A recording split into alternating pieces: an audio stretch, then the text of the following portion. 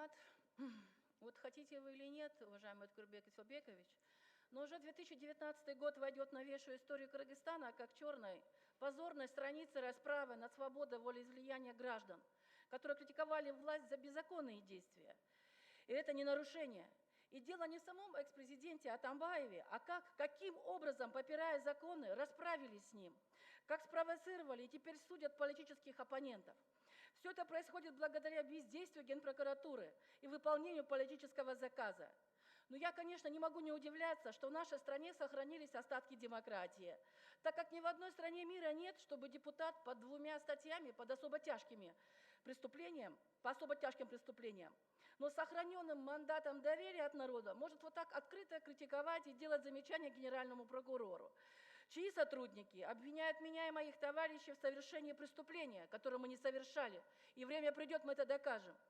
Что все дела политически мотивированы, говорит то, что ни на одно наше заявление Генеральная прокуратура не начала досудебное производство. Например, какова судьба уголовного дела в относительно прослушки экс-президента Атамбаева в офисе партии? В отношении должностных лиц Минюста за злоупотребление при внесении изменений в единый реестр юрлиц, что руководителем СДПК зарегистрировали даже не члена партии Сагынбека Абдрахманова от 7 мая 2019 года. Также наши партийцы подавали заявление о злоупотреблении экс-спикера Асылбека Джейнбекова при ратификации закона о модернизации ТЭЦ. Почему прокуратура в нарушении УПК не регистрировала по данным фактам заявления? Почему в отчете нет фактов, как и каким образом были возбуждены уголовные дела в отношении экс-президента Атамбаева, в том числе по военному штурму спецподразделением «Альфа» частной территории, где находились мирные граждане? Кстати, более 800 человек подавали заявление о том, что они пострадали от власти. Не начато ни одно уголовное дело. В связи с этим я от себя и своих избирателей выражаю вам квоту недоверия. 10 секунд. Рахматчон. Поэтому, Откурбек Асылбекович, мы выражаем вам недоверие и требуем отставки за выборочный надзор, за нарушением прав граждан и за законами. Ирина Юрьевна, политический заказ дейт сіздің мен бір жағынан сіздің сұрағыңызға жооп берейін бе, жооп бербеймін деп атам. Себебі сіз бүгінгі күнде өзгөчө оор кылмыш иши боюнча шектүү адамсыз. Сотта сиздин ишиңиз каралып атат. Ошол шектенүүнү кабарлоону мен сизге бергенмин. Депутатка УПКнын талабына ылайык башкы прокурор берет. Ошон үчүн сиз тараптан кандай гана жанагы сындар айтылган туткан баары мен туура кабыл алам.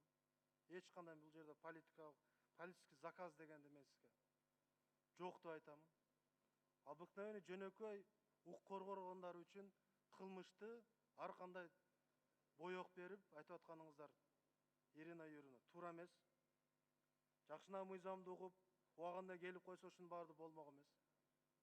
Мыйзамды укпай сыйлабастын калаганым кылам дегендин натыйжасында Альфанын кызматкери каза болуп, канча адамды ыйлатып отур. Ошонун баарын мыйзам чегинде биз жоопко тартайлы, алып келейли, сурайлы десе,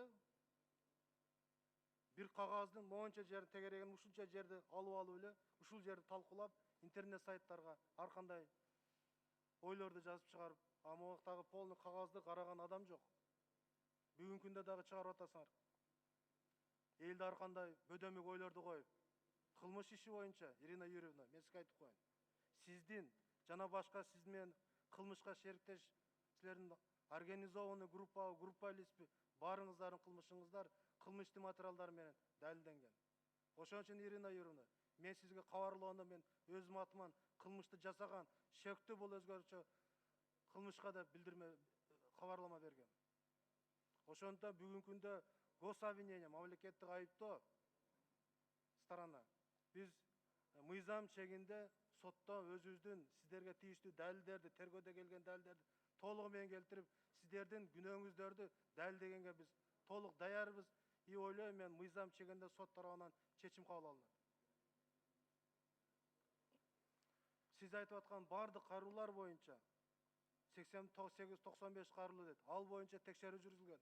Ал боюнча да военный прокуратура текшергенде ар кандай интернет сайттарга прокуратура кызматкерлери кысым кылып атат деп чыкты. Ким чыгарганын билбейм. кайрылуучулар, алардын ичине арыз жазгандары жарымы мен билбеймин, жарымына сүттү кымбаттатканга, сууну арзандатканга деп кол коюлган деп көрсөтмө бериштербеди. Калган кээ бирлер менин колум эмес деп берди. Ооба, билип туруп кол койгондар да бар арасында. Ошонун баары тийиштүү райондук милицияга жөнөтүлгөн, иштер ичинен чыгарып бөлүнүп алып. Ар бир кайрылуу өзүнчө калып калган жери жок, Ирина Юрьевна. Анчалык беспредел кылып биз кааласа каттап, каалабаса каттабаган андайга жол бербейм мен. Мыйзам чегинде кабыл алат, бардык мыйзам, ким кандай мыйзам бузушулук жол берет болсо мыйзам чегинде жооп берет. Ирина Юрьевна. Рахмат.